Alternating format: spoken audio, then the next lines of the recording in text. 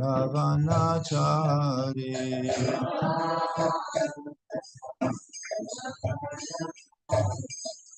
Jai Radha Madhava Kunja Bihari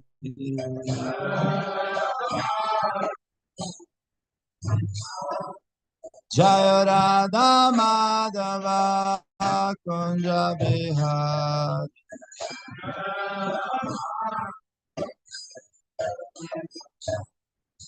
Gopi Jana Vallabha Giridharadhari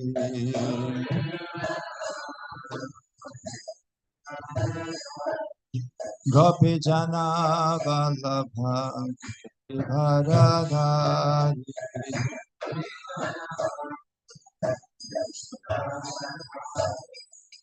Yashodanandana Braja Jana Ranjana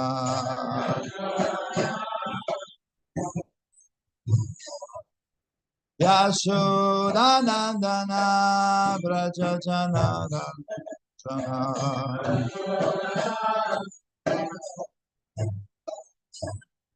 Yamuna Yavanachari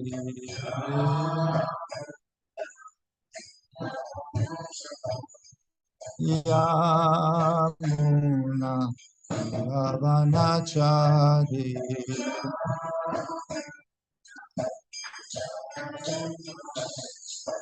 Hare Krishna, Krishna Krishna, Hare Hare Rama, Rama Rama, Hare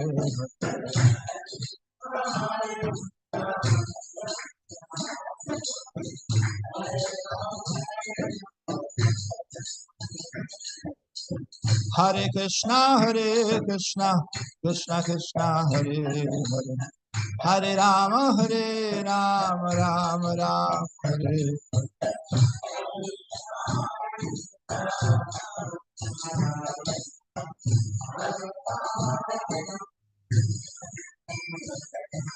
Hare Krishna, Krishna Krishna, Hare Hare Hare Rama, Rama Hare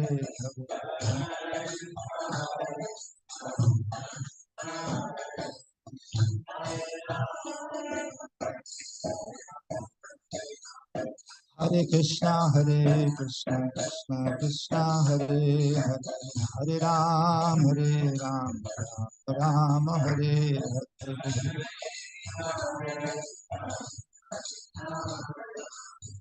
Hare Hare Rama.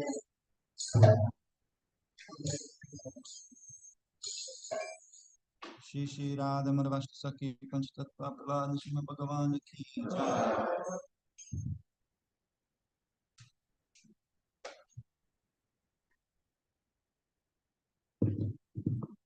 Om Namo Bhagavate Vasudevaya.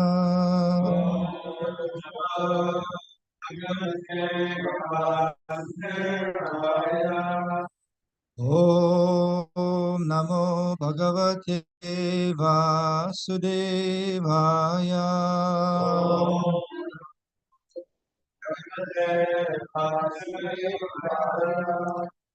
Om Namo Bhagavate Vasudevaya. Om Namo Bhagavate Vasudevaya. Narayanam Namaskrityam Naram Chaiva Narottamam Devim Saraswatim Vyasam Tato Jaya Mudiraye Nashta Prayesh Vabhadreshu Nityam Bhagavata Sevaya Bhagavati Uttama Shloke Bhaktir Bhavatir Naishtiki. Before reciting Srimad Bhagavatam, which is the very means of conquest, one should offer respectful obeisances unto the Supreme Narayan, unto Narayan, Narayan Rishi, the supremest human being, Your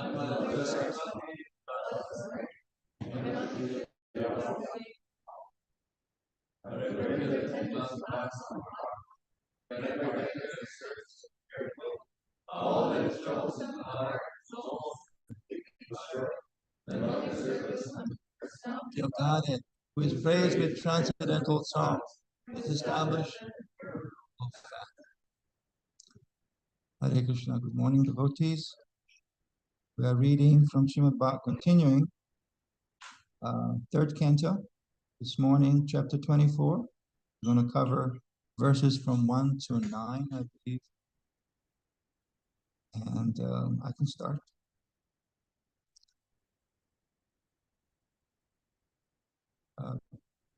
The chapter is entitled The Renunciation of Kardama Muni, which follows as a remedy to Devahuti's lamentation. Yeah, all things have remedies, so renunciation is a very good remedy for lamentation.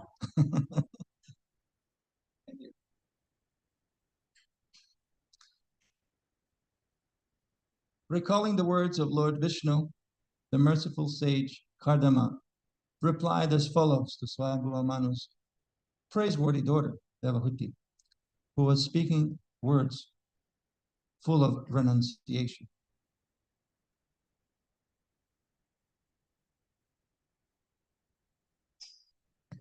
The sage said, "Do not be disappointed with yourself, O princess. You are actually praiseworthy. The infallible Supreme Personality of Godhead will surely enter your womb as your son." You have undertaken sacred vows. God will bless you.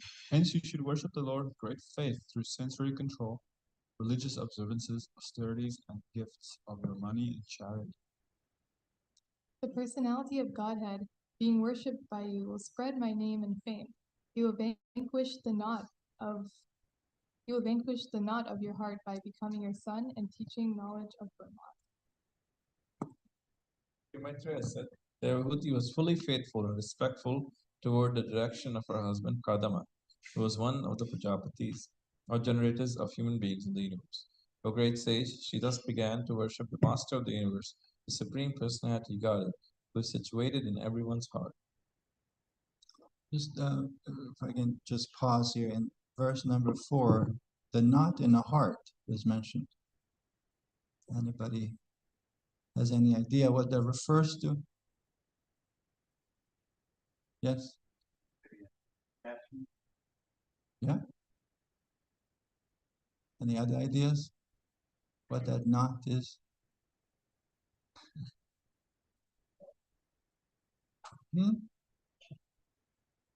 Yeah, attraction also between male and female, which is the kind of root cause of all the attachment in this world. Is, as they say, love is what makes the world go around. We wouldn't do anything without that, right? That's Satya Yuga. All the sages are self-content. Not much civilization going on. Mostly jungle and sparse cities around. Civilization that we know. Of course, there's a different kind of culture that was there, but yeah, that love, that attachment, that strong desire to, two things actually that form this knot. Desire to control and to enjoy this world. That makes the knot very tight. Okay, just reflecting on what Devahuti was dealing with, that knot in her heart.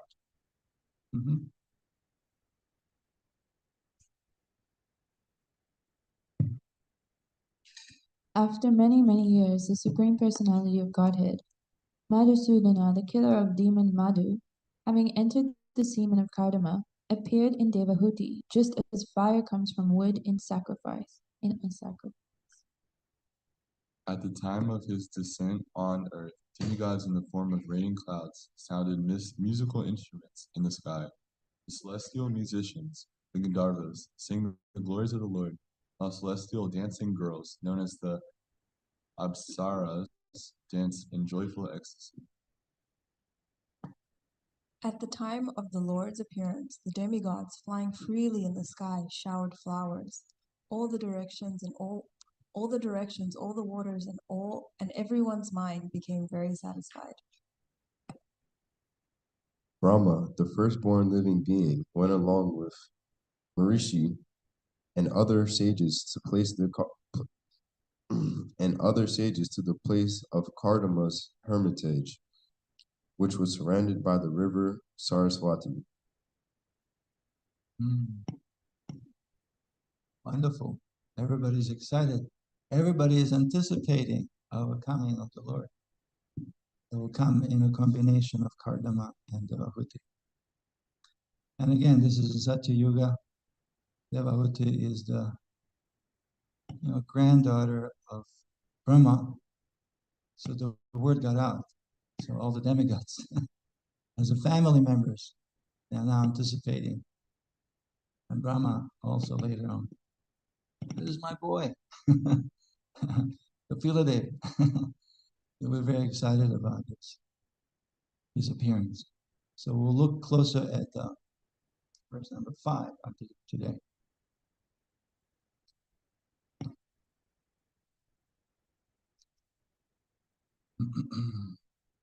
Maitreya Uvacha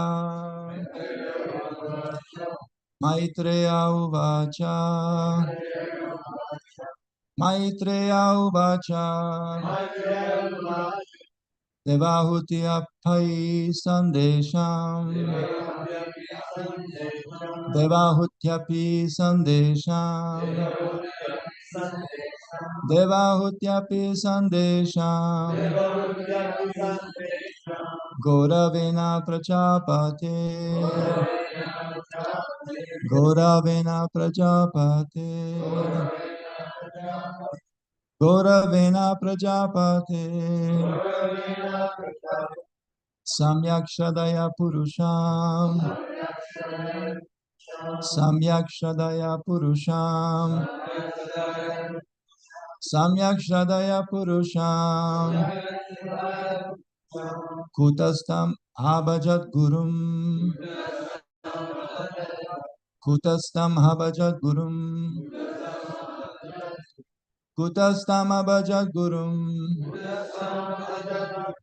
Maitreya Uvacha Devahutyapi Sandesham Goravena Prajapate Samyak Shradaya Purusham Kutastam Abhajat Gurum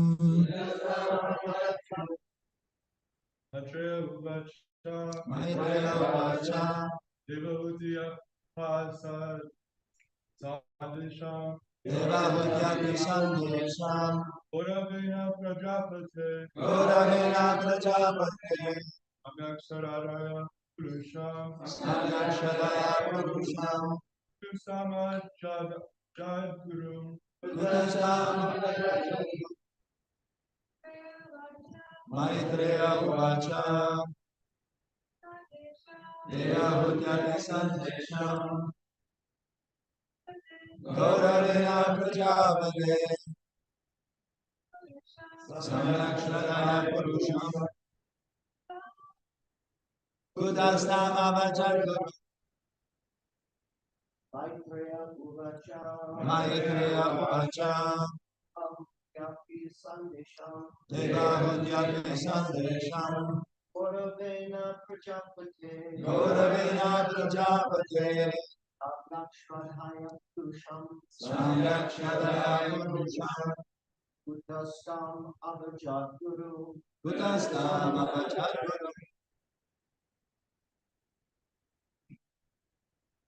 Any other? Word by word? All together. Maitreya Vacha, Maitreya said, Devahuti, Api, also, Sandesham, the direction, Goravena, with great respect, Prajapate,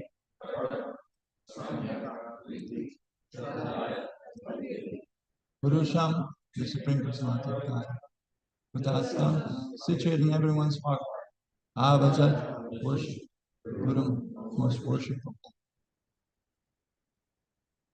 Altogether, Sri Maitreya said, Devahuti was fully faithful and respectful towards the direction. Was one of the Prajapatis, human beings. Oh, great sage.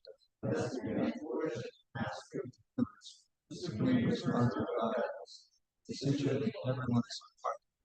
Any volunteers for the purport? All right, thank you. Process of spiritual realization. One has to receive instruction from a bona fide spiritual master. Kadama Muni was Devahuti's husband, but because he instructed her on how to achieve spiritual perfection, he naturally became her spiritual master also. There are many instances wherein the husband becomes the spiritual master. Lord Shiva also is the spiritual master of his consort Parvati. A husband should be so enlightened that he should become the spiritual master of his wife in order to enlighten her in the advancement of Krishna consciousness. Whoa. Just, yeah. Sorry for the abrupt whoa. Doesn't want to escape. So there's a one particular statement here in the purport that it's worth highlighting. That one has to. It's a little bit. That's why I said whoa, because we already passed it. One has to approach. So one has to receive. Yeah. One has to approach and receive the instruction of spiritual master. That is in order if we want to solve the problem of life. One does not approach Guru and seek for the instruction as a fashion, as a fad,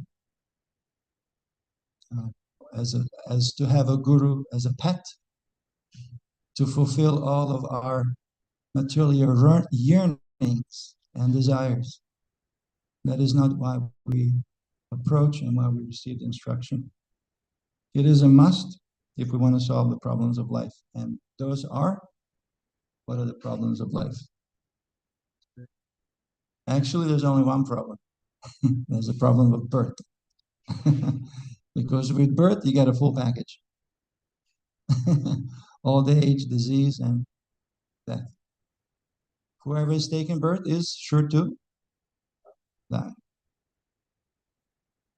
And if you're fortunate, you'll see old age and disease.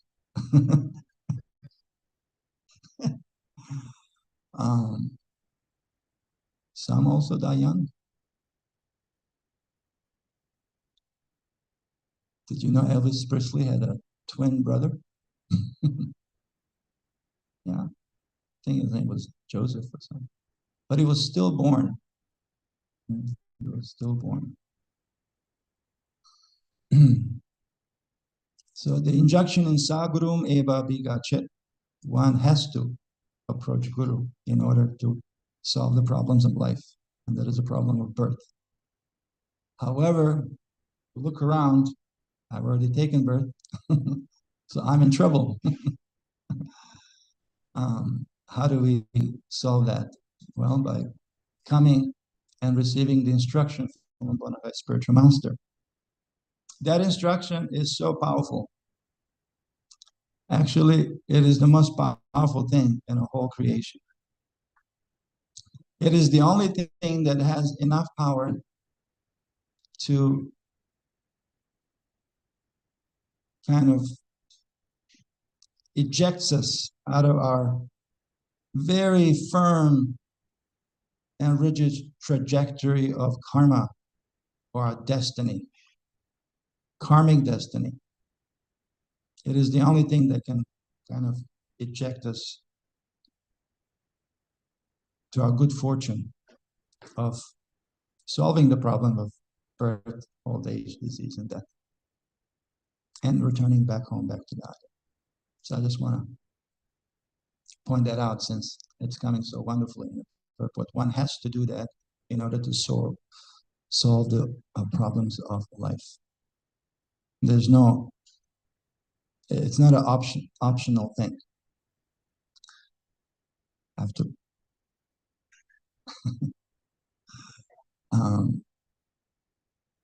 One might think, oh, I can be my own guru. One might think, why should I submit to anybody? And to those I ask, would you sit on a chair of a dentist, dental chair, who actually was self-taught? Would you be comfortable to undergo a surgical operation also of a surgeon who was self-taught? So, before you cut, what school did you go to? Who did you teach and studied under? Who was your teacher? Oh, no, I was just in a garage reading a whole lot of books on surgery and surgical operations. Huh? YouTube, DIYs, and TikTok. Oh, to top it up and spice it up, and the Holy Spirit make it a religious freak.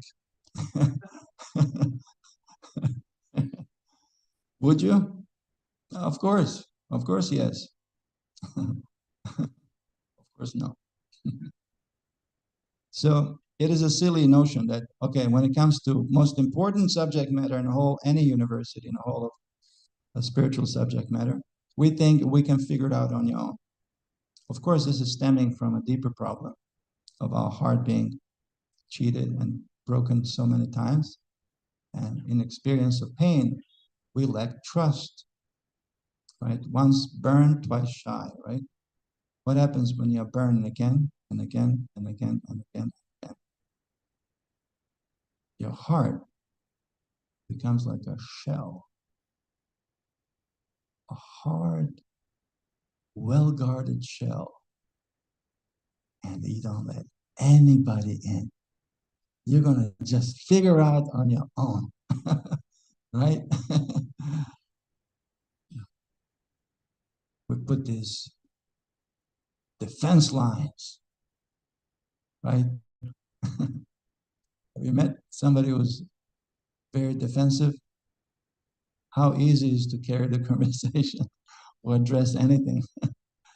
You got to jump through so many hoops and so many like tricks and trickeries. Hey, I'm a friendly.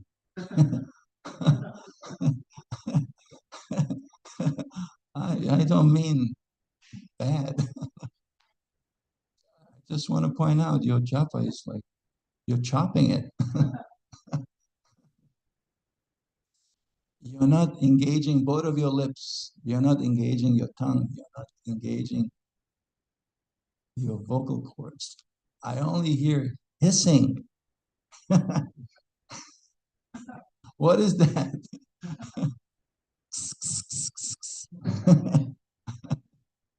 No, both lips, the tongue, the vocal cords engaged fully. Not too loud, but just enough so we can hear ourselves chanting sincerely.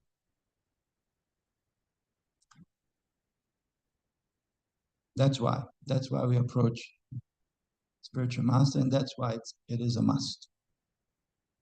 The most important instruction from our spiritual master is 16 rounds minimum. So if you want to solve the problems of life, that is what one does. And of course, spiritual master can be self-taught. He also has to come in the line of other spiritual masters, a bona fide school of spiritual subject matter. And then student tests spiritual master tests the student. And then operation is successful.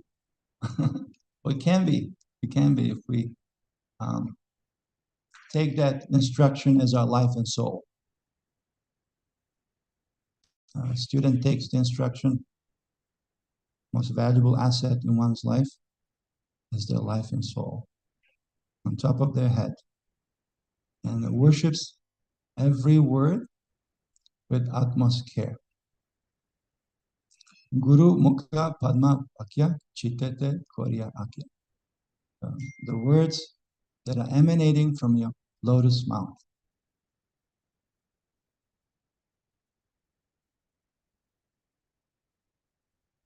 What is it now?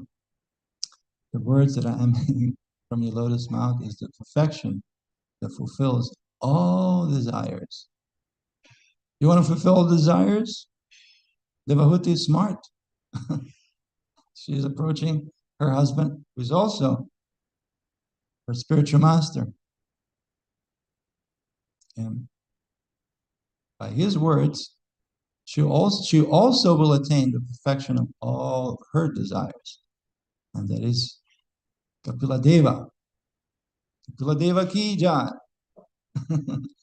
He will take care of that fear problem. Because remember, she was also troubled by fear. And she wanted fearlessness. So Kapila Deva will take care of that. Okay. We can continue. Report, sorry.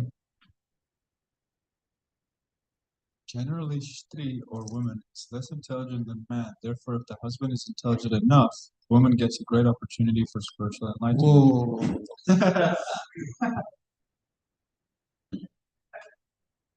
What's going on here? Anybody has a problem with this? Huh? Some say no. Help me understand the statement. Okay, Rasika Prabhu. Are we discriminating here, or what's going on? It's just recognizing the different natures in the bodily forms. So it doesn't mean less smart, but intellectual. So women tend to have more of an intuitive and emotional intelligence. Men tend to have a more rational intelligence. And so you need both, but like a this left is side of left and right side of the brain kind of thing, and yes, crisscross. so it's not men are smart, men are dumb.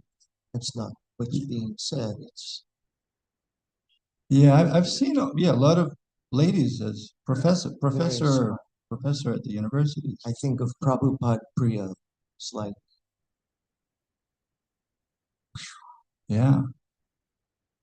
some might say, well, she's just one out of thousands and hundreds of thousands, like an exception. Some might say like that. What do you say to that? I say that she took the process and applied it in her life. I like that. And became spiritually very, very astute. Equal opportunity. Yes. Level the playing field. Okay, go ahead. So Thank you, Rasika. Some devotees would explain that the intelligence referred to here is not at all the type that you measure with IQ test or whatever, but it refers more. So in a Vedic context, intelligence is the ability to kind of detach yourself from your embodied experience.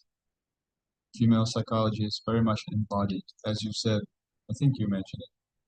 Very much based on emotional in-tuneness, and so it's just more embodied. Whereas for men, it's easier generally to kind of be a little disassociated from the body, a little more abstract, which also leads to a lot of problems. That's why men kind of can mistreat others sometimes a little easier.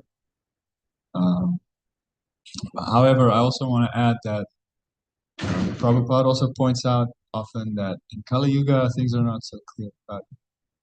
And everyone is kind of quite, like, even the kind of intelligence mentioned here, not many people have it at all. So that's another thing to consider. Yeah. Men are from Mars, and ladies are from Venus. And two different natures. But intelligence is not something that it's like frozen or firm like a concrete or cement. It's pliable. Or as Kalindi pointed out in similar discussion some other time, she said, what is the use of a big brain if you're not using it? right? If you're not exercising. And brains can grow, intelligence can grow, not on trees. It can grow as we apply it. As we practice Krishna consciousness, everything grows. The heart grows. And of course, spiritual intelligence follows.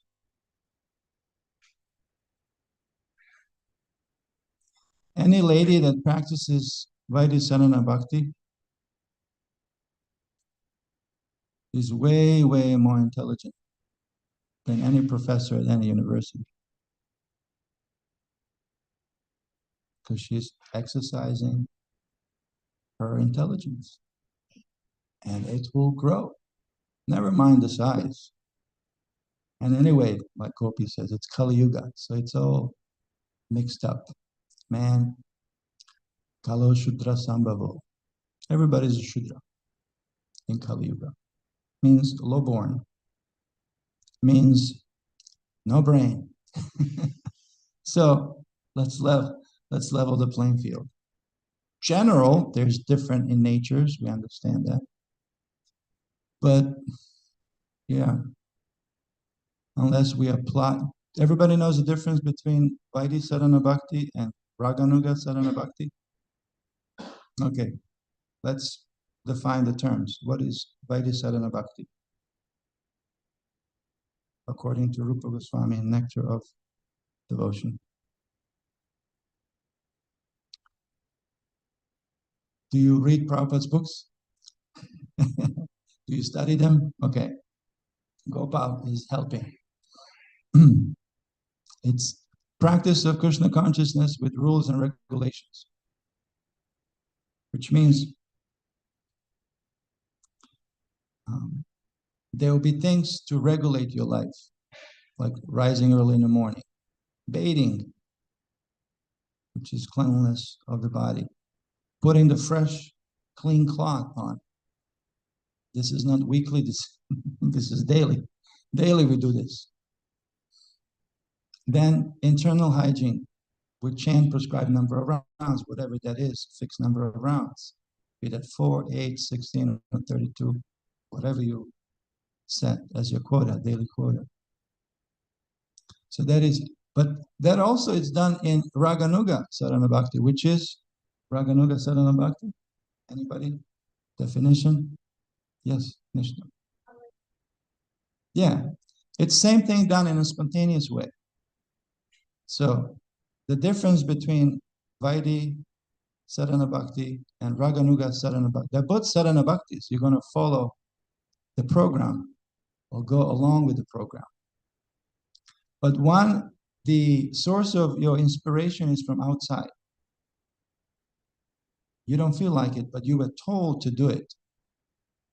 So you're going to do it because you have faith in a physician who prescribes you this kind of medicine for your set of problems. But in Raganuga, you also follow, but the source of inspiration is from within. You want to do it because you like it. You genuinely like it. You genuinely like to rise early in the morning, go to bed early, actually, to start with. So you can rise early. You can't wait that early morning Sangha with all the devotees during japa, because you feel so nourished and so enlivened by that activity. And Krishna is there in his holy name. And you want to be with Krishna, and you want to associate with Krishna because Krishna is our best friend. So it's like that toy. You've seen those toys that you whine them? So have you whined yourself today? So 16 rounds like whining. So you go like, usually it's that little, like they have little bears. They have a drum to go like, oh, monkey with the cartels, yeah. Monkey with, so they go very, very fast and then they slow down. So towards the end of the day, we feel like, wow, we need more energy. We need to be more energized. So unless somebody whines that toy, it doesn't move. So that's like Vaidhi Sadhana Bhakti. Unless we are told, unless we voluntarily come to the ashram setting, that it's so wonderfully designed and such a nice facility to help us solve all of our problems. It doesn't happen. That monkey, that bear with the drum, or monkey with the car, it doesn't move. Right? But here comes the time when actually there's no need for whining. It just comes from within, like putting the solar panel on top of the monkey or a bear, and it just goes on its own. It's like an engine starter. There's another example. Right? I look at Adi Shyam. He puts that engine all apart. Have you seen it? It's like the whole block is just. I was like, how are you going to put that? I didn't ask him. I was thinking, how are you going to put that together? No problem. Oh, he was thinking the same. So there's a part of the engine is called starter. It's just there in the beginning. Once it starts, just engine goes by itself, by the self-combustion. So a good question. Have you reached the point of self-combustion? That from within, you can just keep going and going and going, and it just gets more and more dense and more powerful with richer and richer experiences, and just up and up and up, right? Have we reached that? If we didn't, don't freak out, don't give up. Just work on that starter. Starter has to be in order. Once the starter is there, very quickly, we reach that point of, it might take some time, but don't give up. It's there. Yes, Prabhu. You're very eager, I can see from that. You're very eager. Well, I'm thinking of how one leads to the other, and I'm thinking of an instance in which, pardon me, I told my spiritual master, I don't have any taste. How do I regain my taste? And he said that taste for chanting Hare Krishna comes from chanting Hare Krishna in a disciplined way. So Vaidhi Sadhana Bhakti leads to Raga Sadhana Bhakti, because in the beginning we've, in a sense, forced ourselves to take the medicine until we have a taste that comes from within. And we want to continue to do it because we want to maintain and increase that sense of taste. But without that taste, it's very difficult to be motivated from within. So in the beginning, the pill can be bitter.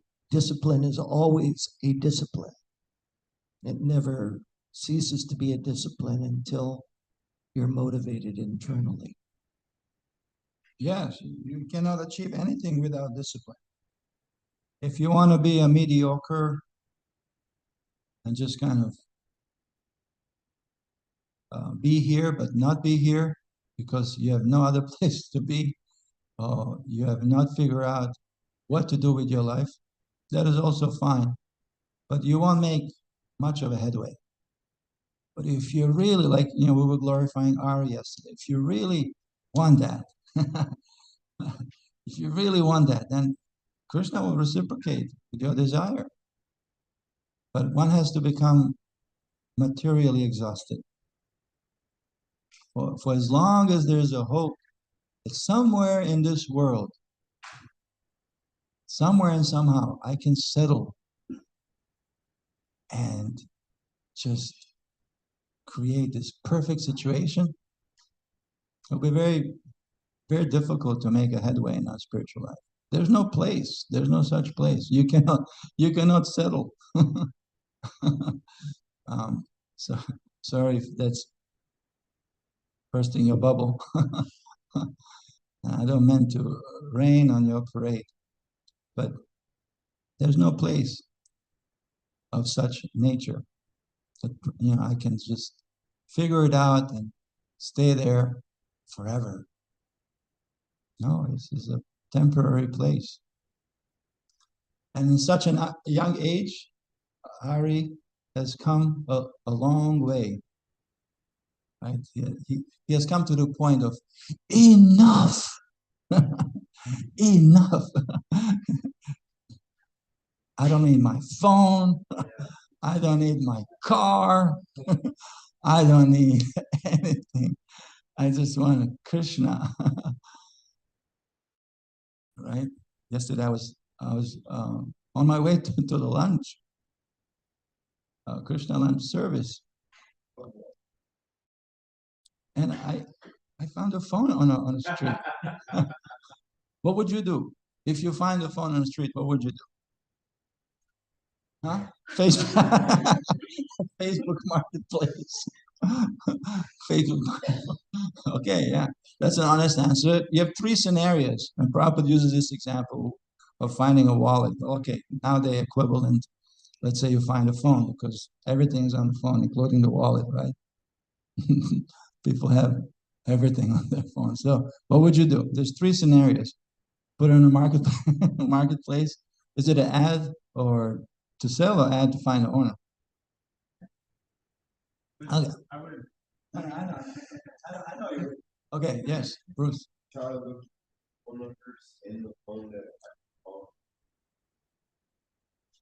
Okay, so one is sell it, disregarding that, the owner. One is find the owner through phone numbers. There's some emergency, even if the phone is locked, there's an emergency contact there. And third scenario, walk past it. So three scenarios. Find the owner, the best one. You follow where I'm going with this? It's like story within the story. Ignore it, right? Which is, a word says it. It's ignorant thing to do. And sell it, another ignorant thing to do. Sell it or just take it for myself. So with everything in our life, we can do the same. Recognize the true owner and offer in his service, or use it as we've been entrusted with facility. Use it in a service of the owner, like a true, what's it called, a butler. And a house, big mansions, they have these butlers. They run the whole compound. They run the horses. They run they pay the bills. They run all other servants. They manage everything. But they never think, "Oh, this is my house." When they do, it's a trouble, and heart becomes corrupt, right? A good butler is the one who always keeps very close to the true master and reports and does things wonderfully. You follow? Yeah, so recognizing Krishna as the supreme owner and supreme enjoyer of all the activities, and also as our best friend. Sukhrit Sarva Bhutanam. That will bring about peace in our heart. Everything else is too much absorption in material and artificial renunciation of that same thing that caused us trouble. Both extremes won't really solve the problem. We have to find that nice middle path. Find that, yoga of everything, the perfection of yoga. And that is recognizing Krishna as a supreme owner and supreme enjoyer of all the activities, and also recognizing him as the dearmost, the best well-wishing friend that's in the heart. And Devahuti is recognizing that today and committing to that Suhrit Sarva Bhutanam, that it's in the heart of all living in the verse today. Prabhu, did you have a hand? Okay, let's finish the purport because it is quite proper to do that. So, yeah, that was a second vow on less intelligent. Here it is clearly said, Samyak Shradaya, that with great faith one should receive knowledge from the spiritual master, and with great faith execute the performance of service. Srila Vishwanath Chakravarti Thakur, in his commentary on Bhagavad Gita, has especially stressed the instruction of the spiritual master. One should accept the instruction of the spiritual master as one's life and soul, whether one is liberated or not liberated. One should execute the instruction of the spiritual master with great faith. It is also stated that the Lord is situated in everyone's heart. One does not have to seek the Lord outside. He is already there. One simply has to concentrate on one's worship in good faith, as instructed by the bona fide spiritual master, and one's efforts will come out successfully. It is also clear that the Supreme Personality of Godhead does not appear as an ordinary child. He appears as he is. As stated in Bhagavad Gita, he appears by his own internal potency, Atma Maya. And how does he appear? He appears when pleased by the worship of a devotee. A devotee may ask the Lord to appear as her son. The Lord is already sitting within the heart, and if he comes out from the body of a devotee, it does not mean that the particular woman becomes his mother in the material sense. He is always there, but in order to please his devotee, he appears as her son. Okay, thus ends the Bhaktivedanta purport to the 5th verse of 24th chapter of Srimad Bhagavatam, titled Association of Kardama Muni. Any further comments or questions? Yes, Prabhu. So my question is, going back to what was it? The dentist analogy.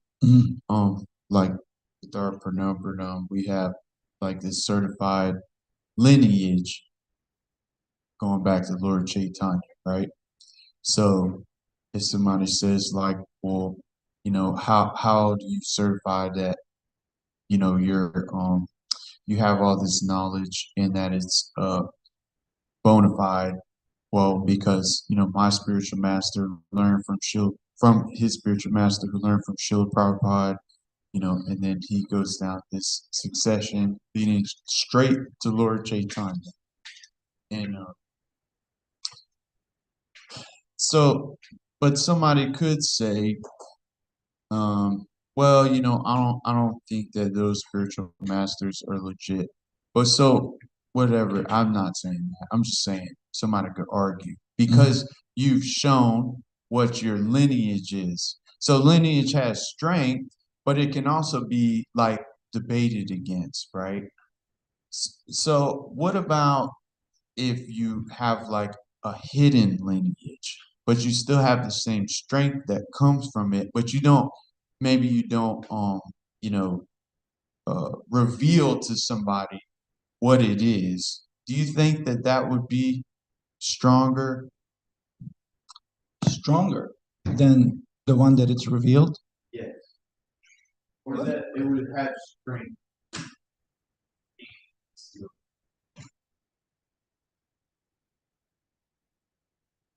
No, it's the same power that comes down, and it's just that it can be broken and it can be intact. Krishna comes when it's broken to reestablish, right? Yada yada hi dharmasya anirbhavati bhav. I come again and again, millennium after millennium, to reestablish the Dharma.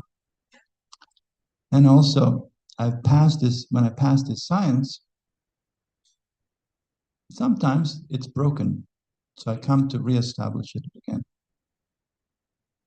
So covered or not, it doesn't matter. It's the same power. However, one should not reveal one's mantra and the name of one's spiritual master. Not reveal, but speak out loud. There's injunction like that. One should not reveal or publicly just boast about one's mantra and the name of one's spiritual master. Because, you live in a world that it's not always well-wishing. So there might be some risk of running into uncomfortable situations that might generate some doubt in your heart. So better to, most treasured things. Where do you keep them? In the front porch? Right? You want to keep them like, some most inner chambers of your dwelling with some safe and special code in it. You don't just throwing that out publicly so freely and frivolously. So in that way, it's concealed. Even in a known, revealed parampara, it's really concealed within one's heart, and it's not freely and cheaply taken in that regard. That's what comes to my mind. All right, we are over time. I'm sorry. If you had more to add, but we can continue. The day is long. Thank you all for your attention. Srila Prabhupada ki jai. Raj Grantha Srimad Bhagavatam ki jai. Gaur Premanand.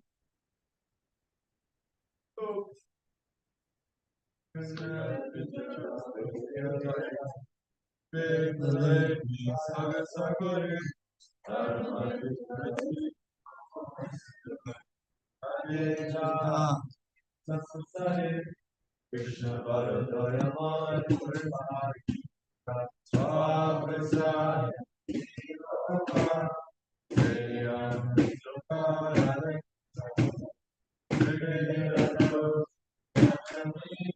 Hey!